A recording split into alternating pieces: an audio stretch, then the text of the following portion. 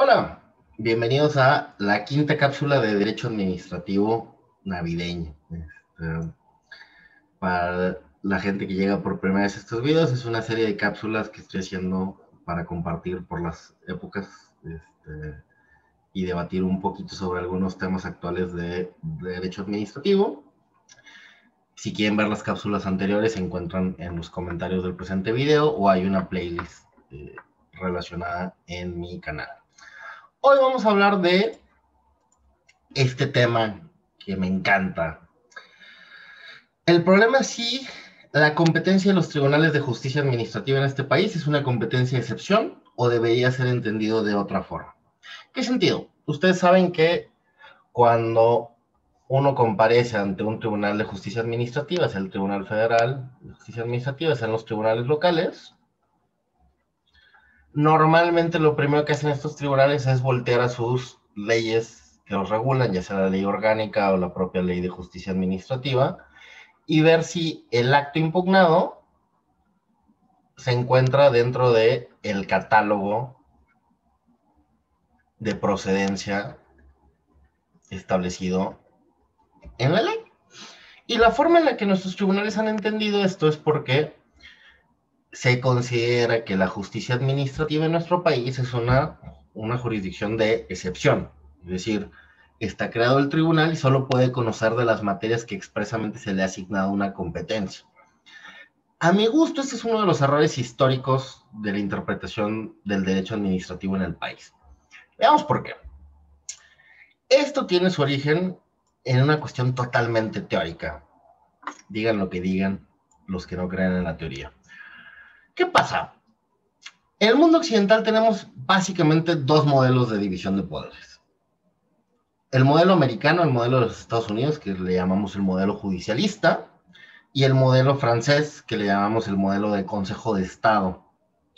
¿Cuáles son las diferencias entre uno y otro? Bueno, esencialmente el judicialista considera que la jurisdicción única y exclusivamente puede ser ejercida por el Poder Judicial. En cambio, el modelo francés considera que la jurisdicción puede ser ejercida, o los modelos de jurisdicción pueden ser ejercidos por otro tipo de órganos, como los consejos de Estado, que normalmente se encuentran dentro de la esfera de la administración pública. ¿Por qué esta es una cuestión teórica? Bueno, es que fue una forma de entender la división de poderes. O sea, paralelo a la independencia de las 13 colonias o paralelo a la Revolución Francesa, aparecen los primeros modelos de estados modernos con división de poderes, donde aparece poder legislativo, poder ejecutivo, poder judicial, pero simplemente en ambos países y su influencia, el modelo se entendió de forma distinta. En Estados Unidos se consideró que, insisto, la jurisdicción se encontraba total y absolutamente concentrada en el Poder Judicial, y por lo tanto el control de la administración pública y sus actos siempre, históricamente, estuvo a cargo del Poder Judicial. Independientemente de que se puedan reconocer momentos en los cuales quizá no había control de algunas actividades, pero al final del día el caso paradigmático del derecho constitucional, Marbury versus Madison, es un modelo de control de la actividad de la administración pública, ¿no? Entonces podemos ir a ese antecedente 200 años atrás y encontrar la posibilidad del control de los jueces sobre la administración pública, con lo que además tiene que ver un tema de control constitucional. En cambio, en el modelo francés pasó otra cosa muy distinta. Hay que recordar que en el contexto francés, la revolución se da esencialmente por los burgueses, que se integran al poder legislativo, y hay una fuerte desconfianza en los jueces. Porque básicamente era gente acomodada que respondía a los intereses del rey, pero que además se habían dado pruebas de que hacían lo que se les antojaba, y en ciertos momentos se volvían un impedimento a las actividades del rey, por cuestiones históricas. Entonces, cuando se reinterpreta la división de poderes entre este tipo de estados, se dice, que la separación de poderes impide que el poder judicial estorbe o intervenga a la función del poder ejecutivo. Inclusive hay prohibiciones para los jueces de intervenir, frenar o interponerse de cualquier forma en la actividad de la administración pública. Eso genera un primer modelo que durante algunos años, aproximadamente 50, 60 años, no hay control judicial de la administración pública.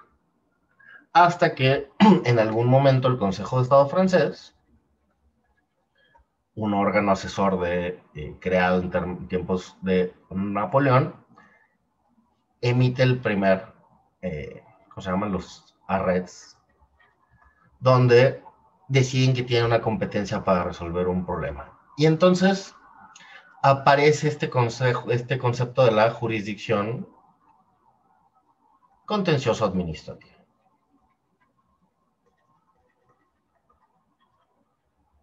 Una forma de resolver los problemas que se presentan en el ejercicio de facultades de la administración pública, pero que se resuelven a través de un órgano con funciones jurisdiccionales, pero que se encuentra dentro de la administración pública. Y entonces el contencioso administrativo se piensa en estos términos, desde la administración pública, y además da lugar a esta explicación donde, para asumir que no se está invadiendo la función jurisdiccional, lo que se hace es decir que juzgar a la administración es también administrar. Y este modelo se exportó al mundo y básicamente, digo, hay muchos países que lo siguen. ¿Qué pasa con México específicamente? Nuestro país es deudor de dos culturas. O sea, tenemos una cultura constitucional americana y tenemos una cultura de todo lo demás del derecho, pero sobre todo el derecho público, el derecho administrativo, europea o continental. Particularmente el modelo español. Esto para mí es lo que hace que siempre, cuando trato de explicar cómo funciona nuestro sistema al exterior, digamos que venimos con una esquizofrenia de origen, ¿no? Perdón por el término, o sea, no busca denostar en nada un tema de enfermedad, pero lo que voy es que es muy expresivo de lo que nos pasa. O sea, estamos pensando un derecho constitucional con una base y un derecho público y privado con otra base, y entonces en el intento de articulación la verdad es que hacemos chato. Pero en algún momento la verdad es que hicimos el paso a esto sin mucho problema, y esto es como una parte que está olvidada en nuestra historia. ¿Qué vamos con el modelo histórico? En algún punto durante el siglo XIX, debe ser aproximadamente 1880, tenemos un intento de lo que se conoce históricamente como la Ley Lares. ¿Qué era la Ley Lares? Era una ley que proponía la creación de un Consejo de Estado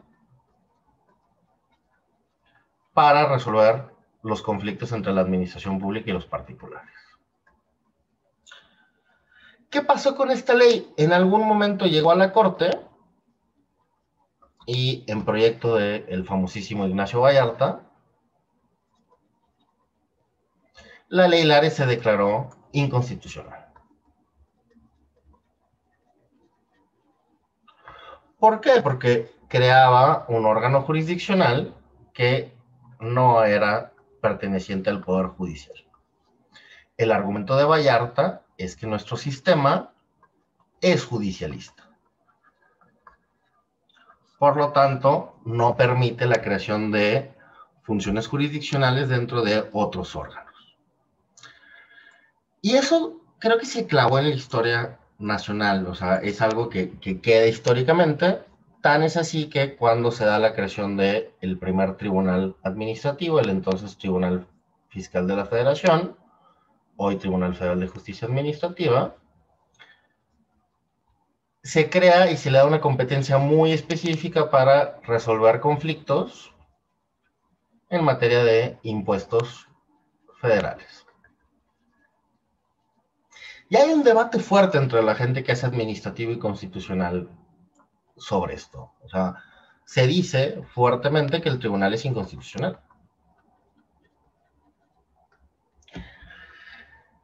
Sin embargo, el contexto político pues, es otro, o sea, ya está el priismo asentado, ya hay otro tipo de organización política y la verdad es que el tribunal sobrevive sus primeros años, sobre todo con base en una legitimación en sentencias. La gente que llegó a integrar este tribunal se le nombró por su especialidad, por su conocimiento del área y además el tribunal empezó a responder con sentencias que reconocían las situaciones muy válidas, o sea, casos de nulidad claros, y eso genera un tipo de confianza de la ciudadanía, de los abogados, en esa institución, que si bien se considera inconstitucional, o hay debate sobre su constitucionalidad, eh, por eso se podría llegar a sostener.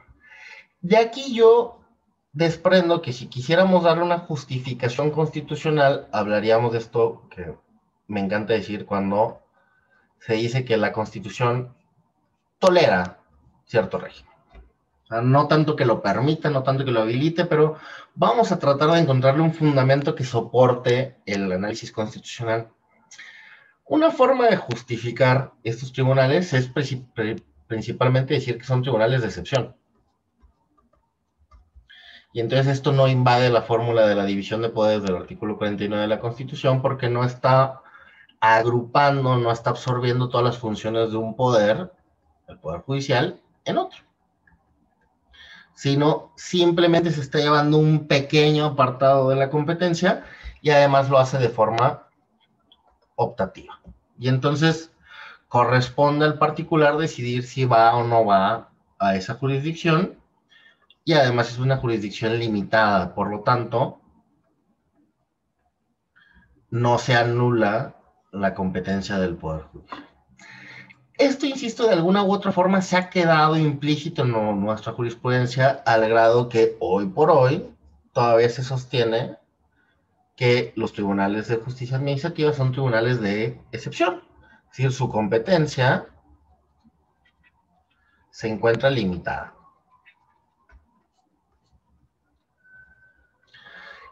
¿Dónde creo que está el error de esto? Bueno, priismo, a fin de cuentas, en algún momento, y para que sesgar o terminar el debate de la constitucionalidad, hubo un par de reformas en los 40, una en los 40 y otra en los 60.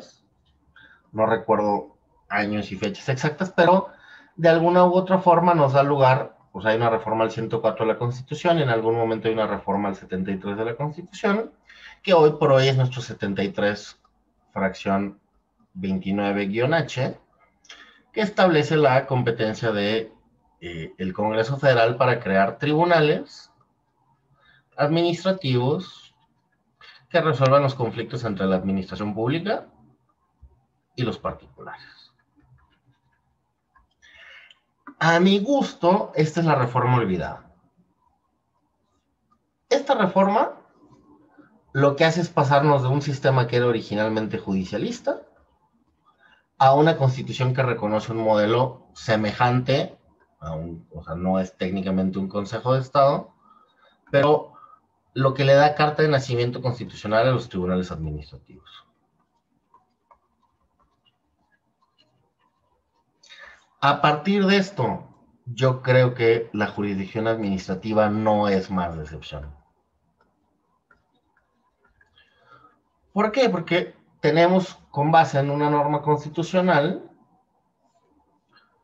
una competencia general para resolver los conflictos entre administración pública y particulares. Es decir, aquí es claro que la Constitución ya se aparta del modelo donde la justicia administrativa está asignada al Poder Judicial, que además jamás ha existido. O sea, nunca hemos tenido en México un juicio ordinario administrativo.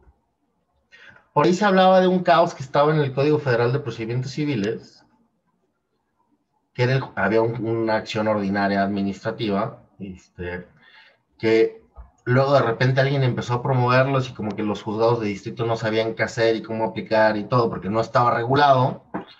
Y luego por ahí hay algunos criterios donde declaran improcedente el amparo porque no se agotó el juicio ordinario administrativo. Pero bueno, ese apartado donde estaba regulado entre el Código Federal de Procedimientos Civiles y la Ley Orgánica del Poder Judicial de la Federación ya se eliminó. Entonces no tenemos un juicio ordinario administrativo federal.